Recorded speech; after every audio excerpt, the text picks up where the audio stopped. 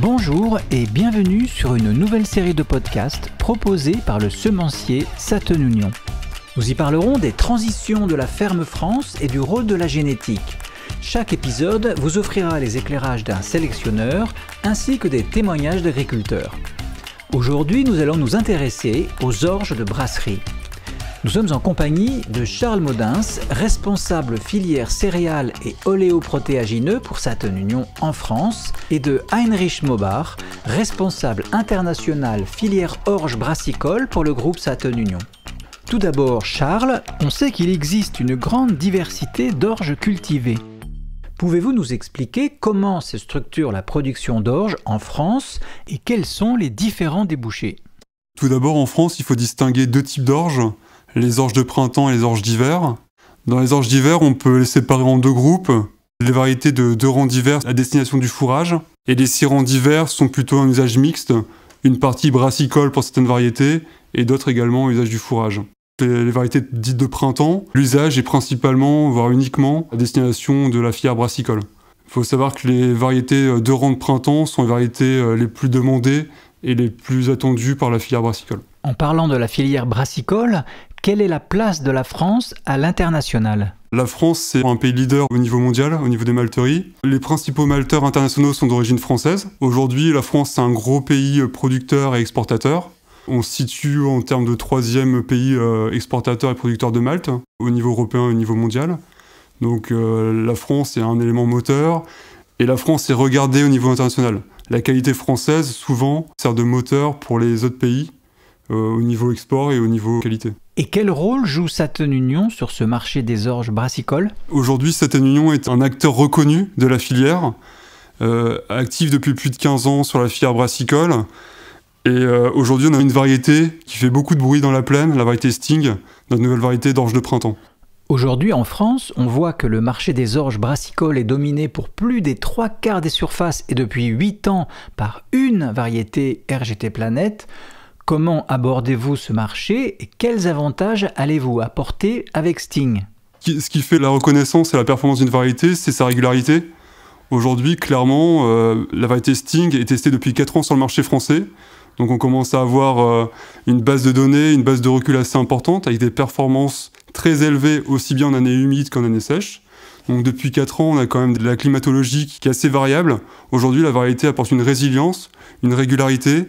Ce qu'attendent aussi les clients, c'est du calibrage. Pour l'agriculteur, c'est un élément clé dans sa rémunération. Avec Sting, c'est 107% de la référence. Donc c'est un gap significatif, quelles que soient les années. Et donc concrètement, c'est 3,5 points en plus de calibrage que la référence. Et après, l'important aussi, c'est le foie spécifique, parce que c'est un élément sur lequel sa rémunération est clairement impactée. Sting apportera 1 point de plus que la référence RGT Planète. On voit qu'on n'a pas de variabilité sur les 4 années sur lesquelles on a testé la variété. Donc c'est un produit qui est vraiment stable et régulier, quels que soient les à-coups climatiques. Et d'un point de vue agronomique, quels sont les éléments qui expliquent cette régularité ? C'est assez simple, c'est une sécurité sur l'ensemble des maladies. Sting apporte un écart traité-non traité très faible, donc de l'ordre de 8 quintaux, quand les variétés concurrentes sont aujourd'hui de l'ordre de 10 à 12 quintaux. La variété apporte un haut niveau de résistance sur les maladies phares de l'orge de printemps. Et alors, est-ce qu'il y a d'autres aspects agronomiques qui expliquent cette régularité ? Sting a des composants de rendement équilibrés, avec une excellente fertilité épi, un poids de mi-grain élevé, quelles que soient les années, et encore plus dans les années compliquées. C'est vraiment des éléments qui sécurisent le rendement pour l'agriculteur. On a parlé de tolérance maladie. Est-ce qu'il y a d'autres formes de tolérance qui rentrent en jeu ? La résistance à l'averse. Aujourd'hui, on voit que les années sont assez compliquées, avec des orages, des précipitations assez importantes. Et aujourd'hui, Sting apporte un gros niveau de sécurité. On a rarement vu la variété versée, voire pas du tout. Donc aujourd'hui, pour l'agriculteur, c'est aussi gage de qualité. D'accord pour les atouts en France. Heinrich, est-ce qu'on retrouve tous ces atouts au niveau international ? Sting est développé dans minimum 30 pays mondiaux et c'est aussi inscrit dans 8 pays. Ça veut dire ça serait stable dans les différentes conditions dans les différents pays. Ça explique pour moi vraiment la stabilité de variétés de Sting en productivité et en qualité. Parce que les brasseurs et les malteurs Elle veut chercher pour des variétés qui sont très stables dans les différentes conditions. Mais j'imagine qu'une variété avec autant d'atouts n'est pas le fruit du hasard. Non, c'est vraiment une historique des recherches Saturn-Union parce qu'il y a beaucoup de variétés très connues. C'est Béatrix, c'est Fandanga, une variété très connue en France pour les très hautes qualités. C'est Accordine, c'est Amidala. Et à la fin, c'est Sting qui augmente vraiment en France et c'est vraiment une bonne variété pour cette marché. Et le fait que Sting se comporte bien dans des pays très différents, j'imagine que ça a un intérêt pour l'agriculteur français. C'est un gage de performance, parce qu'aujourd'hui, avoir une variété qui passe aussi bien en Argentine, au Brésil, dans des conditions compliquées, plus sèches, que dans des pays nordiques comme la Finlande ou par exemple la Russie, par rapport à des conditions de froid. La variété, on la maîtrise dans toutes les conditions. Les industriels, ils cherchent aussi à sécuriser leur approvisionnement. Utiliser de la Sting, c'est vraiment gage de performance de l'agriculteur, en passant par le malteur jusqu'au brasseur. Alors justement, quel est le regard porté par les malteurs et les brasseurs sur Sting ? Pour commencer, Sting est déjà variété préférée auprès du CBMO. C'est le comité brassicole de la malterie et de l'orge. Donc c'est la référence qualité pour la France. Sting est reconnue, elle a été approuvée en janvier 2024. Déjà c'est gage de réussite et gage de performance. D'accord, et à l'international ? Oui, Charles, c'est vrai. Sting est homologué par CBMO et Berliner Programme. Je pense presque 40 variétés homologuées en Europe, mais il y a seules variétés qui sont homologuées dans 2 pays. C'est très difficile pour arriver avec une variété homologuée dans plusieurs pays. Mais nous avons un marché international ou un marché européen pour l'orge brassicole. C'est un avantage pour une variété pour échanger des l'orge entre différents pays. Et quels sont les atouts de Sting qui expliquent cette reconnaissance par la filière brassicole ? Sting apporte un atout qualité pour la filière, notamment pour les brasseurs. Il y a des éléments qui sont importants pour eux. Il y a notamment sur la partie technologique, l'extrait. En fait, c'est la performance industrielle qu'ils peuvent avoir avec la variété. Sting apporte pour eux un niveau de performance élevé. Après, Sting a des faibles bêta-glucanes.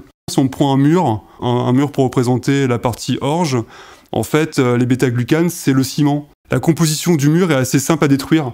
Donc en fait, ça demande moins d'énergie pour pouvoir les libérer, l'amidon, et pouvoir permettre au malteur de travailler. Ça veut dire qu'on va consommer moins d'énergie dans le process du maltage. Clairement, Sting devient une variété facile à malter pour l'industriel. L'autre élément qui est intéressant pour eux, c'est ce qu'on va appeler le pouvoir diastéasique. C'est la capacité de la variété de pouvoir nourrir les levures.